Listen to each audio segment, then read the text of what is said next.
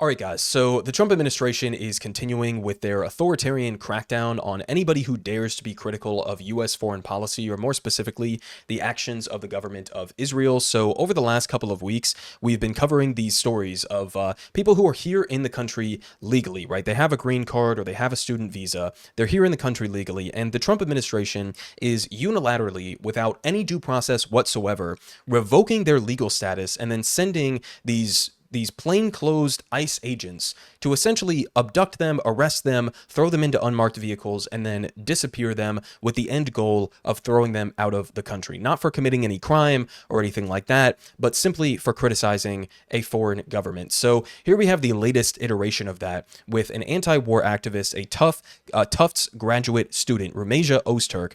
And we're going to go ahead and watch this video here and then see exactly what she did that was so heinous that it deserved this kind of treatment.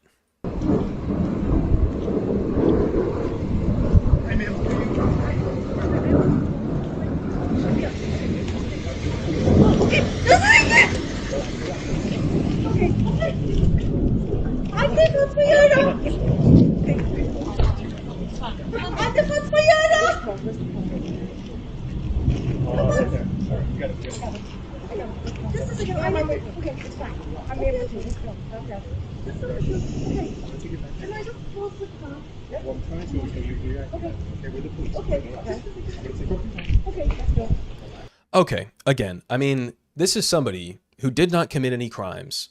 She's not even being accused of committing any crimes. She participated in protests, or in this case, like an op-ed that was critical of Israel. And then, as a result of that, you have a bunch of plainclothes goons surrounding you as you're walking on the sidewalk to go meet up with some of your friends. They jack your phone out of your hand. They're putting masks up over their faces, and then they throw you into an unmarked car to be taken who knows where. Now, exactly what did she do that was so egregious that they had to do this to her? So here from the Department of Homeland Security spokesperson, they say Rumeja Ozturk is a Turkish national and a Tufts University graduate student granted the privilege to be in the country on a visa. DHS and ICE investigations found that Ozturk engaged in activities in support of Hamas, a foreign terrorist organization that relishes in the killing of Americans. They also say glorifying and supporting terrorists who kill Americans is grounds for visa issuance to be terminated. Now, notice that they don't provide any evidence whatsoever that Ozturk actually did glorify terrorism or that she is in support of Hamas. It's this vague notion that the Trump administration, that a lot of Zionists want you to believe, that any criticism of the government of Israel is therefore either anti-Semitic or is therefore directly in support of Hamas, or even a step further, is in support of terrorism, right? These are the claims that are being made against her. Now, more specifics. What exactly did she do that was glorifying terrorism or in support of Hamas? Well, here from the Canary Mission, right, which is one of these Zionist organizations that essentially their whole goal is to dox students who criticize Israel, to make them out to be anti-Semites or pro-terrorism or whatever else the case may be, and to get them kicked out of school or suspended or punished or, in this case, deported. So this is a source here that has every incentive in the world to be as aggressive as possible, right? To uncover anything that she could have possibly said or did that would make her an anti-Semite or pro-terrorism. And here's what they came up with. They say Rumeja Ozturk engaged in anti-Israel activism, okay, in March 2024 in the wake of the Hamas terrorist attacks on October 7th. Ozturk is a supporter of boycott, divestment, sanctions, or the BDS movement. Okay, they continue. And on March 26, 2024, Ozturk co-authored an op-ed published in the Tufts Daily newspaper titled "Try Again, President Kumar, Renewing Calls for Tufts to Adopt March 4th TCU Senate Resolutions." The authors urged President Kumar and the Tufts administration to meaningfully engage with and actualize the resolutions that were passed by the Senate. The op-ed referred to the passing of an anti-Israel resolutions by the Tufts Community Union, or the TCU Senate, which demanded the university, quote, "acknowledge the Palestinian genocide, apologize for University President Kumar's statements, disclose its investments, and divest from companies with direct or indirect ties to Israel." This is it, guys. This is all that I've seen that these people can come up with in terms of her supporting and glorifying terrorism. Does this look like supporting and glorifying terrorism? That she co-authored an op-ed that was calling on the school to affirm this resolution that was passed by the Tufts Community Union Senate, right? That's all that she did. She's talking about the BDS movement, the boycott, divestment, sanction movement to apply pressure on Israel to stop their genocide. This is what she's been accused of. This is what they say is glorifying terrorism or supporting Hamas, a terrorist organization. Notice how nowhere in this does she or anybody else even mention Hamas in the first place. Not to mention saying, oh, we should go kill a bunch of Israeli civilians, right? Because I love terrorism. It's not even remotely close to that, guys. This is just being critical of the actions of an apartheid state that's currently in the midst of committing a genocide. And she gets treated like this. Now, we also had, as pointed out here by Glenn Greenwald, this was, an important point, I think, here. The Trump campaign, when he was running, we promised mass deportations of those here illegally, starting with violent criminals, right? That's sort of what they were saying. The Trump admin now, actually, our priority are those in the country legally, postdocs, Fulbright scholars, PhDs, who commit the supreme crime of writing op-eds against Israel. I mean, this is literally what it is, guys. Even if you're somebody out there who supports, mass deportations, or you support getting people who have committed violent crimes out of the country, okay, that's fine. That's not what's happening. That's not what's happening. What they're doing is they're finding the people who are the easiest to find, which are people who are here legally, who did everything right, who have a green card, who have a student visa, or who have an H-1B visa, or people who are claiming asylum, right? All people who are here in the country legally. And since they have records of them, and since they've gone through the adequate avenues to be here legally, it's easier to track them down. So instead of going after violent criminals or anything like that, they're going after people for participating in protests that are critical of a foreign government. So, even if you are in favor of deporting violent criminals at a mass scale or whatever, you shouldn't be supportive of this. Not to mention that this is a brazen violation of the First Amendment. This is a brazen violation of just fundamental rights that we're supposed to have in this country. And yes, rights that also apply to people who are not citizens. There is no due process throughout any of this. There's no allegation of a crime. There's no proving that you're innocent or that you don't hold even these beliefs, which, by the way, as an American here, I could say that I'm pro-Hamas, and that's still protected by the First Amendment, right? You could say some pretty egregious things, right? You could say 9/11 was good. That would still be First Amendment protected speech. You can't actively call for violence.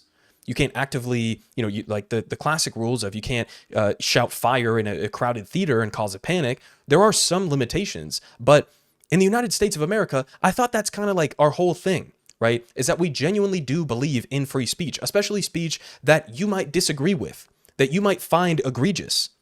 That's when it's important to stand up for speech. So where are the Elon Musks, the Trumps, the rest of these conservatives who said we're free speech warriors and we're against policing what people say on college campuses? They are the most anti-free speech people in the country. Now, we continue. Again here from Glenn Greenwald was responding to Brianna Wu here, who just had an amazing tweet. Let's read hers first here, because this is great. Brianna Wu, a very ardent Zionist, says, let's try this again in good faith. In good faith, she says. She's here on a green card where it is explicitly said in law you are not fully protected from deportation. Serious crimes or immigration violations can still get you deported. She did that. She took over a building, people got hurt, and it was for Hamas, which is explicitly designated, I think she meant to say, a terrorist group. She was arrested in a polite and nonviolent way. What am I missing? Why are people so upset by this? Okay, first off, what serious crimes? What serious crimes are we talking about here? I mean, she started up here saying, in good faith. Let's talk about this in good faith, and then proceeded to be as bad faith as humanly possible. Now, Glenn's response here was, every time Israel loyalists justify deportation of students, they use lies. The person harassed Jews, or they took over buildings, or they praised Hamas, etc. Mahmoud Khalil and Rumeja Ozturk did none of that. They lie because they're ashamed to admit that they want to deport all Israel critics, and he's 100% right. We also had here Ryan Grimm responding to Marco Rubio, who recently confirmed that he revoked the visa of the Tufts student and said that he likely has revoked the visas of hundreds more, saying, we do it every day. Every time I find one of these lunatics, I take away their visas. He says there might be more than 300 people who have gone through a similar thing to Rumeja. Now, Ryan responded, the First Amendment had a good run. It was a radical notion and couldn't be expected to survive forever. Of course, it would be taken down by flag-waving patriots. We also have here Marco Rubio, a clip of him discussing this. Let's go ahead and watch this. A Turkish student in Boston was detained and handcuffed on the street by plainclothes agents. A year ago, she wrote an opinion piece about the Gaza war. Could you help us understand what the specific action she took led to her visa being revoked? Yeah, and what was your State Department's role in that process? We revoked her visa. It's an F1 visa, I believe. We revoked it, and here's why. And I'll say it again. I said it everywhere. Let me be abundantly clear, okay? If you go apply for a visa right now, anywhere in the world, let me just send this message out.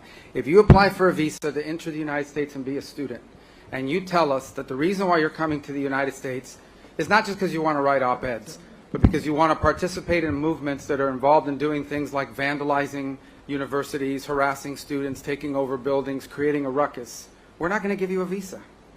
If you lie to us and get a visa and then enter the United States and with that visa participate in that sort of activity, we're going to take away your visa.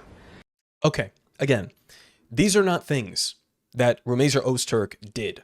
These are not things that Mahmoud Khalil did. They were not violent. They were not being anti-Semitic.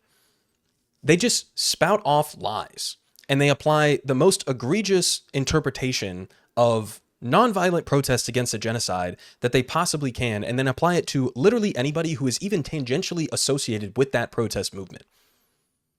He says, we revoked her visa. Once you've lost your visa, you're no longer here legally in the United States.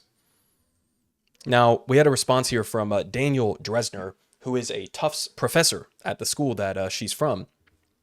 He says, as somebody who was on campus during the time in question, your claims about what Rumeisa Öztürk did bear zero resemblance to reality. So did you revoke her visa just because she co-authored an op-ed that never once mentioned Hamas? Sincerely, DWD. So, fair question, right? Because again, none of the things that he just talked about apply to the person he was asked the question about. It just doesn't apply. She did not do those things. So what are we talking about here? We're talking about you deporting her for an op-ed that essentially is going along with the BDS movement. Calls to apply pressure on Israel for their university to divest from Israel in order to put pressure on them to stop a genocide. That's what we're talking about here, guys. If you don't think that this is a threat to the First Amendment because it's somebody who is a non-citizen, you're fucking delusional. This is where it starts, guys. Now, we also have here from Ryan Grimm, another student disappeared by ICE, this time at the University of Alabama. So they say Ali Reza Darudi, an Iranian PhD student at the University of Alabama, has been detained by U.S. immigration authorities and is currently in ICE custody. His location has not been listed. Darudi is a PhD student of mechanical engineering at Tuscaloosa, Alabama. Yeah, this guy's a radical. He's dangerous, right? Fucking engineer PhD, right? These are the kinds of people we want to throw out of the country, right? Trump supporters. I mean, listen, again, we're not going after violent criminals or anything like that.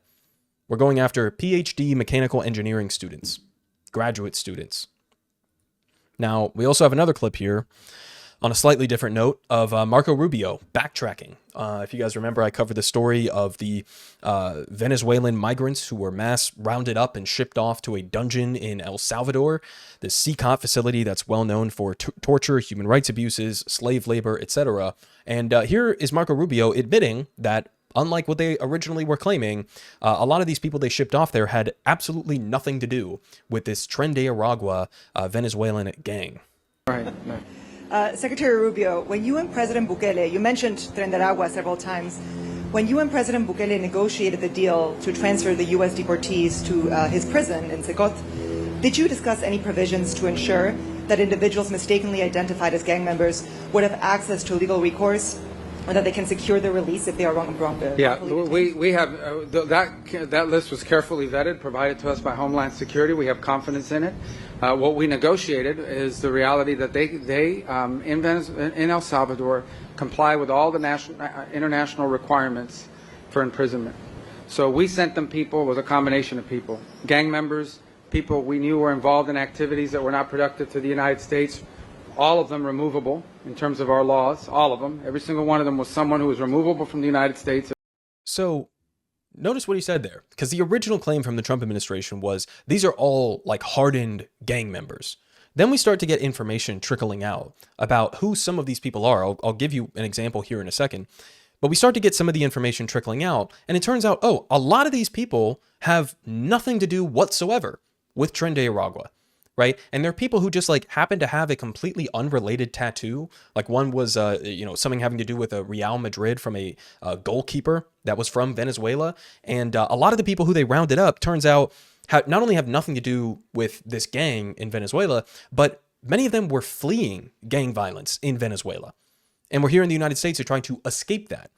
And he says, not only were Tren de Aragua gang members sent there, but it was a combination of people who were not productive to the United States. What the fuck does that even mean? Keep in mind, in this situation, we're not just talking about people who are undocumented being sent back to their home country or something like that, or even sent to a third-party country to then live freely or to live their life there. We're talking about sending people off to a torture dungeon. Okay, we're talking about imprisoning people in a foreign jail. That's something you do if they've committed a crime, right? I don't even think it's something you should do ever. I don't think the United States should be in the business of shipping people off to foreign prisons in the first place. But these are not people who have committed a crime. They have no due process whatsoever. And you just admitted that some of them aren't even affiliated with this gang that you initially said they're affiliated with. They're unproductive to the United States, so we put them in a fucking dungeon. Really? Irrespective. With no access to legal counsel, with no recourse, again, with no due process. I mean, it's utter and complete insanity. We also had, Tom Homan. I think I played this clip before, but him saying, confirming on ABC News when he was asked, do they have any due process? And he says, due process. What does that mean? What was Laken Riley's due process? Which is, as pointed out here by Aaron Rupar, a no. No due process whatsoever. And also just ridiculous logic here from him, because he's talking about Laken Riley, who obviously was murdered by an undocumented immigrant here. And it's like, okay, so what are you saying? You're saying that the United States of America has the same standards as a murderer? That's what we're saying here? Of course, nobody who is ever murdered or has some heinous crime committed against them gets due process from the perpetrator of that crime. Of course. But that's why we have a legal system. Okay? We don't just throw people into the fucking ocean when they're accused of committing murder. We have a legal system where you're given a lawyer if you can't hire one yourself. You get a chance to prove yourself innocent, right? They have to prove you guilty beyond a reasonable doubt. You have a jury, and then if you're sentenced, you end up going to jail. We have an entire process that is supposed to exist to adjudicate whether or not somebody is guilty of a crime. And here we have Tom Homan just basically disregard all of that. No, we're just going to act like the murderers that we disagree with the most, right? We're just going to put ourselves in the mindset of somebody who would kill somebody and say, no. Since somebody was killed here by an undocumented immigrant, that means no undocumented immigrants get due process. That's what we're saying now. Again, guys, if this can happen for undocumented immigrants, do you think that they're not going to do this to American citizens? This is the first step. This is how it starts. If you're not speaking out against this now, when it's somebody who maybe isn't exactly like you, somebody who isn't an American citizen, then, get ready for when it comes your way as well. Now, again, to give you a specific example of one of the guys who was sent to this torture dungeon in El Salvador, this is the kind of standard that they have, right? Marco Rubio standing there, no, we're very confident in our assessment that these are all hardened criminals and gang members and whatever else. We're confident in our intelligence on that. This is just one example. This guy, okay, Neri Alvarado, with his brother, Nelly Erson, in 2023, he has a tattoo. This is a tattoo, guys, that is in honor of his family member who has autism, right? It's like an autism awareness tattoo. And this is what ICE is using, the Trump administration is using to say, oh, you have a tattoo, therefore you're part of Tren de Aragua. Does this look like a gang tattoo to you guys? I mean, it literally says the name down there, and then it's very clearly an autism awareness symbol. So now this guy, who presumably committed no crime whatsoever, has no affiliation with the gang, is now sitting in a torture dungeon because he had the audacity to get an autism awareness tattoo in honor of his family member with autism. There are numerous other examples exactly like this of the hundreds of people that we just sent off to El Salvador. This is, I mean, it's fucking dark, man. One more example here. There's another one over the last couple of days of a Colombia student who was hunted down by ICE and is now suing to prevent their deportation. So this was a legal permanent resident who has lived in the U.S. since she was 7 years old, participated in pro-Palestine demonstrations, and immigration agents visited residences looking for her. Been here since she was 7 years old, committed the crime of demonstrating against Israel, and was then proceeded to be hunted down by ICE and is about to be thrown out of the country. We also have, again, in terms of the warning, that even if you are an American citizen, this could potentially come back to bite you in the ass as well. Here from ProPublica, ICE officers arrested 54-year-old Julio Noriega and moved him into a van before he could explain himself. He spent several hours in an ICE processing center before officers checked his wallet and realized he's a U.S. citizen. So, I mean, imagine this, guys. You could be out getting a fucking slice of pizza on your way home from work, and suddenly you're abducted off the street by plainclothes officers, thrown into a van, and then shipped off to some, jail or processing center for hours and hours and hours. Family doesn't know where you are. Lawyers don't know where you are. Just disappeared off the streets by some goons. Committed no crime, no due process, no warrants, nothing. Even if you are an American citizen. And then, maybe later they'll check your wallet, or maybe later they'll figure out that you're an American. This is fucking insane, guys. So I'll leave you guys off with that. Hopefully some of these lawsuits work. Hopefully, some of the judicial decisions are abided by unless Trump just decides to continue ignoring the courts. But I mean, there has to be, I've seen some protests that have taken place on behalf of Rumeja. There has to be some pressure. There has to be, people who are willing to stand up, people who are willing to speak out, including elected representatives, including some Democrats who I've seen who have been willing to speak out against some of these circumstances. But I mean, this is outright authoritarianism. This is a full-blown assault on the First Amendment. It's a full-blown assault on fundamental rights to due process in this country. Politic guy has the best politics. Believe me, no one does it like him.